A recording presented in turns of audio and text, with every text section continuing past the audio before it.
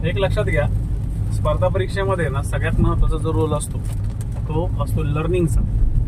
जर तुम्हाला व्यवस्थित लर्न नाही झालं, व्यवस्थित तुम्ही समजून नाही घेतलं तुमच्या शिक्षकांकडनं किंवा तुमच्या बुक्समधून, लर्न करणं गरजेचं असतं. आपण जसं म्हणतो शिकण्यासाठी आपण शाळेत जातो, तसं लर्न करण्यासाठी सुद्धा बरेचसे लोक क्लास लावतात आणि लावत चालतात.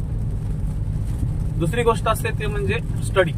तुम्हाला जे लर्न तुम्ही केलेलं आहे, जे मी शिकवलंय, जे तुम्ही एखाद्या युट्यूबच्या माध्यमातून किंवा कुठूनही तुम्ही पाहिलंय, त्याला तुम्ही वाचत चला.